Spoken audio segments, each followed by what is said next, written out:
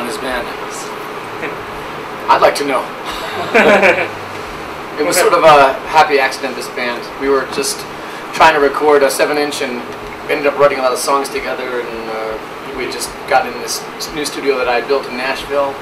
I hadn't recorded there much, so everyone was really inspired and excited. It's a new environment, new songs, new people to play with. So it turned into something bigger. I think it was just inspiring for all of us. We wanted it to grow. Ended up being an album and then it being a band. I don't know. I guess the three of us in Atlanta after the last Kills Rock and Tour show.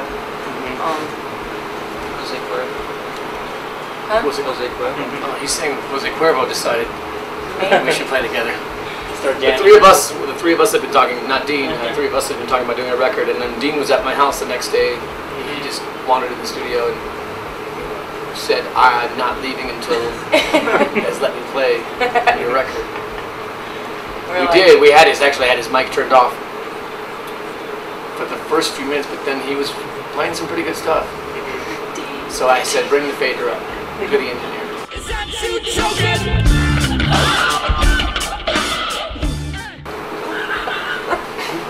We're not going to repeat it. Those are our bands. Right?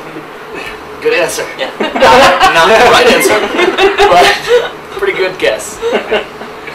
I think you wanted to know the cumulative number of people when you add all those bands together, and that's 16.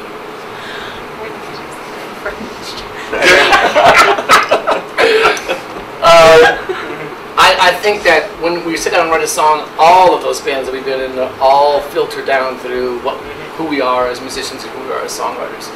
We don't want to repeat ourselves in songwriting, in performing, solo playing, drumming, all that. Nobody really wants to repeat themselves or want to go somewhere else. So we know what we've done in the back of our heads subconsciously. And I don't want my songs to sound like a Kills record. Is that too much to ask? So I don't. I listen to those songs and I think, I'm never going to make it sound this good. So forget it. I'm going to do my own thing. I don't care if it's not as good as the Kills. Even if there's a kill in the group. Sometimes I want to kill. I'm a brick when I sin and That's it, 10 in a row. I don't know. I guess if you really want to do something, you make time for it. I mean, it's just gotta want it. You just gotta want it. Yeah, I don't know. I mean, I don't think any of us would have done this if we thought about it for too long. It's kind of one of those things where if you really, I don't know, it just happens. So you make space for it. You have to organize better, right? Yeah, well, actually, I've been planning for this to happen for the last 6 or 8 years. It's just been waiting.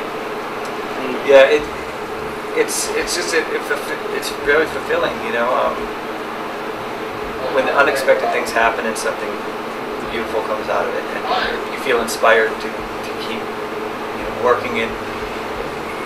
We've been touring and playing music for so long, and a lot of times you don't get that feeling of when something is first starting again. But we were lucky enough to feel that feeling again with this band, and it makes it very easy to make time for it.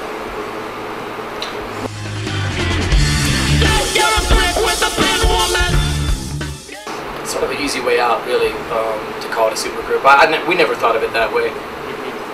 There's a lot of, we know that we come from all these different bands and people know those other bands, but I think it's a buzzword to have nowadays. There's a lot of other groups forming that are sort of, it's an easy way out to write about it. And I understand, we don't care if people call us a supergroup or not, it doesn't matter to us.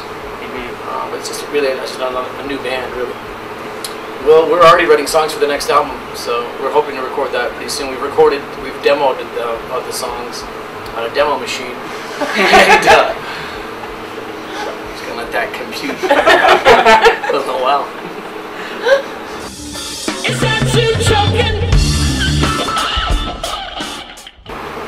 Yeah, I started about in 2001, but I never had a physical location until this year. I designed a whole headquarters for it in Nashville. We found an empty warehouse, used to be a candy factory, and I put it together very fast. And it has a vinyl record offices, photo studio, a performance stage. We can get ready for tour. Analog tape storage, that's cold storage to make it last another 100 years. All these tapes we have in the vault, and dark room. It has a record store. So a lot of things going on in one place. It was the idea to just get everything to happen at once, you know. So a lot of places where we can do interviews, we can do video shoots, which we just did with Buffalo, and have it all go down in one zone. So it's great, and even one way, it's great to not have to rent any of these places from anybody ever again. It's I have one place for the rest of my life that all this can happen, let alone where the records can be produced. A lot of records have come out this year from Third Man that wouldn't have existed if we hadn't had this building and this studio. We're on like 15, 16 records, 7 inches and albums that have come out this year because of that location. Like a buffalo, stand up. As far as American poets or authors, laureates of literature in the last 100 years, I mean, Jack came into the studio, and Jack had an idea to try this song, and it was interesting to put female perspective on that. And yeah, I think we played it 2 or 3 times, and liked the way it turned out. Of course, he's had more impact than anybody who's put pen to paper in the last 100 years, if you think about it. Hi, I'm Allison. Dean? I'm Jack. Jack? I'm Jack. What are you talking about? We're the Good Weather. And hello, Marvin TV. What was I supposed to do?